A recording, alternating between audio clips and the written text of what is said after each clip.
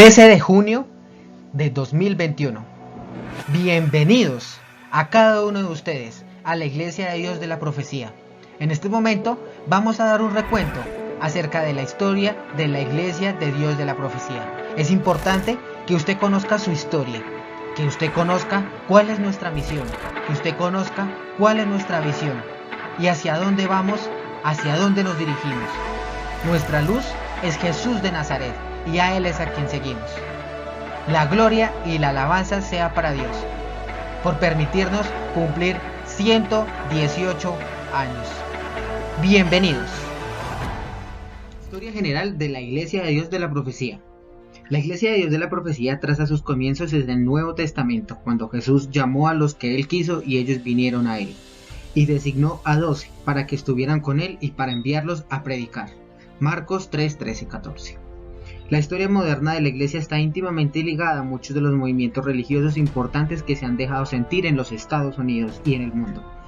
La Iglesia tiene una rica herencia, cuyas raíces se encuentran en la Reforma Protestante, incluyendo los refuerzos de Martín Lutero, Calvino y otros.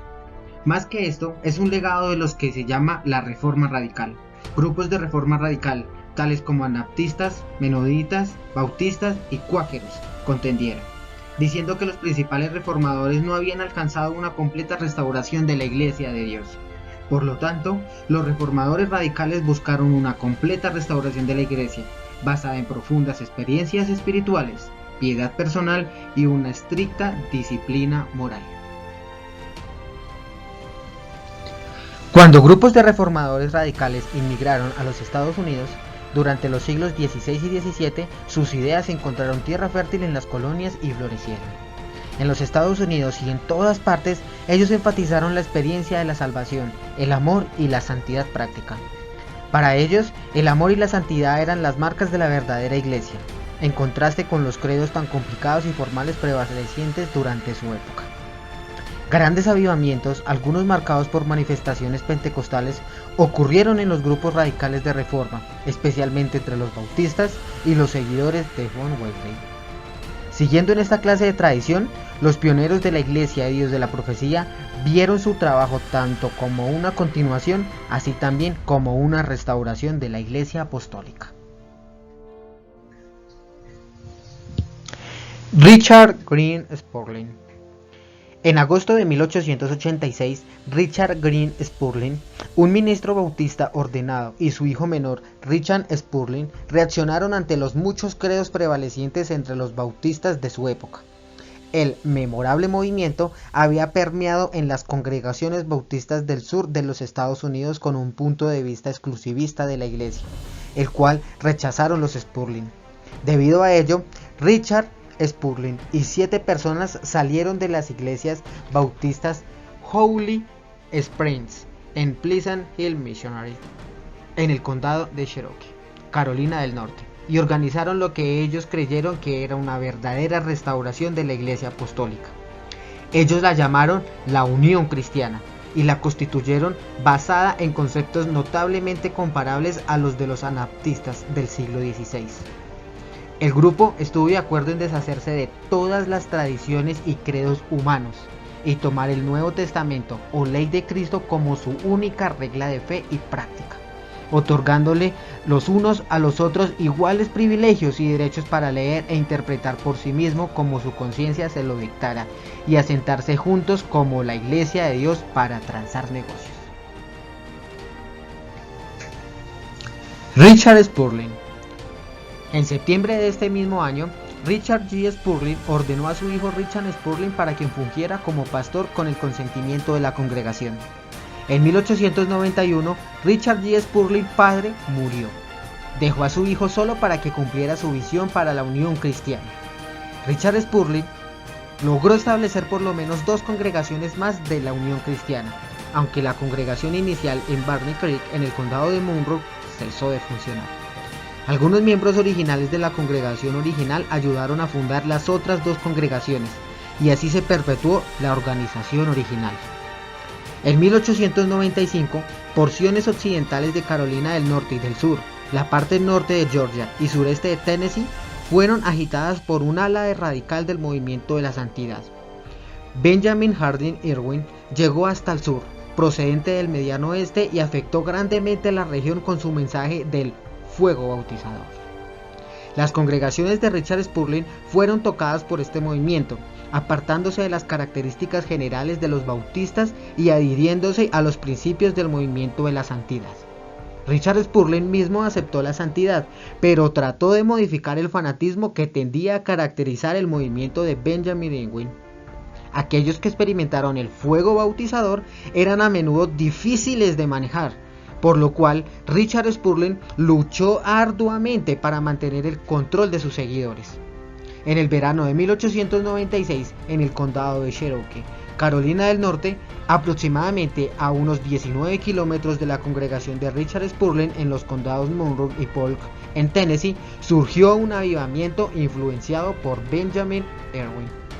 Durante estos servicios llevados a cabo en la escuela Scherer, unas 130 personas fueron bautizadas con el Espíritu Santo y hablaron en lenguas desconocidas. Los líderes principales de este avivamiento lo fueron William Martin, un metodista, Joseph Tipton, Milton McNabb y Billy Hamby, todos bautistas. Cada uno de estos hombres conocía a Richard Green Spurgeon padre y había sido influenciados por Bryan. Un predicador bautista laico se sintió atraído por el movimiento de la santidad durante este avivamiento con el condado de Cherokee. Con el correr del tiempo, él se convirtió en el líder del grupo en el área de Camp Creek, Carolina del Norte. Grande fue la persecución a la que se enfrentó el grupo de Bryan en los años subsiguientes. Las iglesias bautistas del área desligaron a todos los que sostenían la moderna teoría de la santificación. Mantenían que era una herejía peligrosa. La persecución en ocasiones era muy violenta y continuó aprovechándose de los oponentes de la santidad de la confraternidad sin cohesión del grupo de Bryan. La opresión interna, en adición a la falta de orden y disciplina interna, casi devastó al grupo de Bryan. Para el 1902, el pequeño grupo había disminuido y contaba con menos de 20 personas. De hecho, de no haber sido por el sabio consejo e influencia de Richard Spurgeon, Bryan y su grupo de creyentes tal vez hubieran desaparecido en los anales de la historia. Pero el 15 de mayo de 1902, Richard Spurgeon persuadió a Bryan para que se organizaran para que la obra sobreviviera. Debido a esto, tuvo sus inicios la iglesia en los Campos del Arroyo. Richard Spurgeon fue seleccionado por la congregación como pastor y Bryan como diácono ordenado. Fue de esta manera que la visión de Richard Green Spurgeon padre acerca de la restauración de la iglesia de Dios fue perpetuada. A.J. Tomlinson. Al año siguiente, un nuevo líder, dinámico y animado, se sintió atraído por la iglesia de la santidad de los Campos del Arroyo. Su nombre, Ambrose Jessup Tomlinson.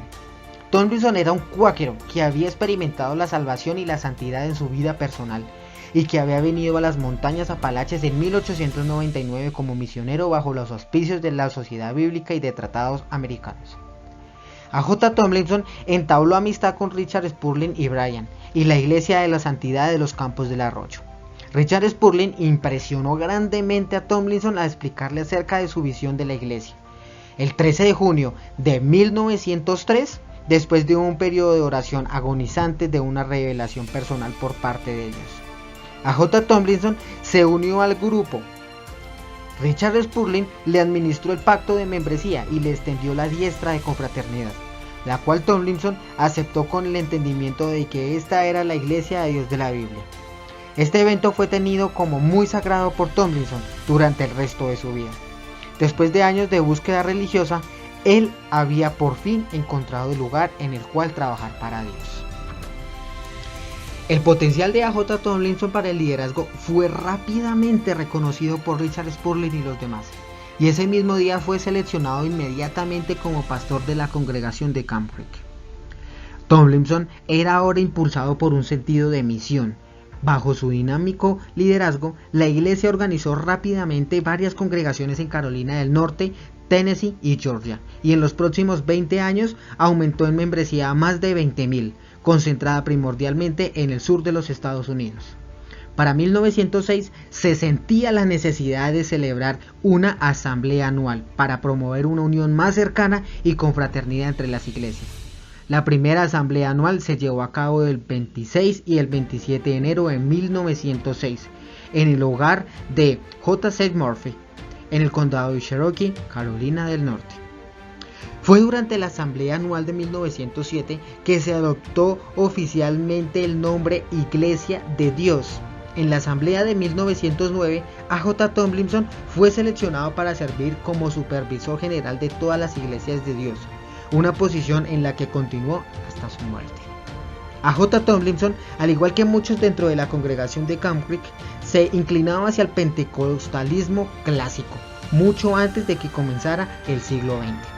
Sin embargo, fue solamente después del derramamiento del Espíritu Santo en la Escuela Bíblica Bethel, Charles Farman, en Topeka, Kansas, en 1901, y del gran avivamiento interracial de la calle Azusa en Los Ángeles, dirigido por Seymour, el cual comenzó en 1906, que la Iglesia de Dios abrazó completamente el movimiento pentecostal clásico.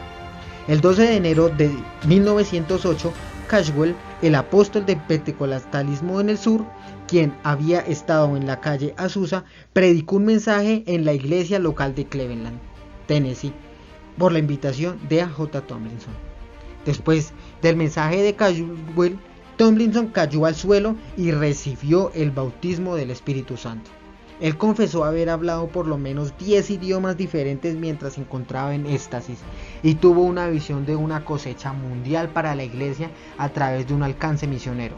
Desde ese momento en adelante la iglesia ha permanecido dentro de la tradición del pentecostalismo clásico. Milton A. Tomlinson fue supervisor general de la Iglesia de Dios de la Profecía. Esta selección fue abrumadora, aprobada por la Asamblea General subsiguiente. Milton A. Tomlinson sirvió fielmente a la Iglesia en esta capacidad durante casi 46 años. Durante su larga tenencia, él trató de perpetuar y cumplir la visión que su padre tenía acerca del trabajo de la Iglesia alrededor del mundo. Bajo su liderazgo, la Iglesia se expandió a los Estados Unidos hasta llegar a todos los estados y a más de 90 países de todo el mundo, con una membresía de más de 300,000 personas. En 1990, a la edad de 84 años, Milton A. Tomlinson anunció su retiro debido a limitaciones físicas. Esta fue la segunda vez en la historia de la iglesia en la que el presbiterio se reunió para seleccionar un nuevo líder. El 2 de mayo de 1990, el presbiterio internacional nombró al obispo Billy D. Murray para que sirviera como supervisor general interino hasta la próxima Asamblea General. En agosto de 1990, la selección de Murray fue maravillosamente aceptada por la Asamblea General, siguiendo el orden apropiado. Billy D. Murray. Desde su selección, el supervisor general Billy Murray ha trabajado incansablemente para cambiar la atención de la iglesia, de una posición un tanto introvertida y egocéntrica, y enfocarla hacia un mundo lleno de personas perdidas. Estos esfuerzos pueden ser vistos más claramente en su urgente llamado efectuado en 1994 para que la iglesia abrace su pasión por tornarse a la cosecha. Él también ha luchado arduamente por volver a conceptualizar algunas malas interpretaciones históricas acerca de la iglesia y su misión. A pesar de muchas dificultades y con gran coraje, Billy Murray ha buscado volver a establecer la relación teológica apropiada entre Cristo y la iglesia. Desde el momento en que él asumió su cargo, Murray ha mantenido que Cristo es el mensaje y la iglesia la mensajera. El supervisor general Billy Murray sirvió a la iglesia durante 10 años, desde 1990 hasta el año 2000. Los 10 años de la administración de Murray, la iglesia se expandió de 90 a más de 120 países. El obispo Murray pasó a la historia y a la eternidad en el año 2004 y será recordado como el reformador de la Iglesia de Dios de la Profecía. Fred S. Fisher. En el año 2000, el obispo Fred Fisher fue seleccionado por el Presbiterio Internacional como nuevo supervisor general de la Iglesia de Dios de la Profecía y aprobado por la Asamblea Internacional, Asamblea General. Sirvió en esa posición durante 6 años. En la Asamblea Internacional Bianual de 2006 anunció su retiro, y el obispo Randy Howard fue seleccionado como nuevo supervisor general de la Iglesia de Dios de la Profecía.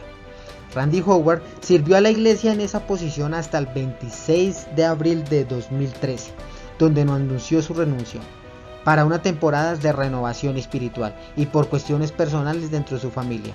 Randy Howard será recordado por inspirar a la iglesia a través de la Visión 2020. Sam Clements. El día 30 de julio de 2014, el Presbiterio Internacional seleccionó al obispo Sam Clements como el nuevo supervisor general de la Iglesia de Dios de la Profecía y aprobado por la Asamblea Internacional hasta el presente. A la fecha, Sam Clements es el supervisor general de la Iglesia de Dios de la Profecía.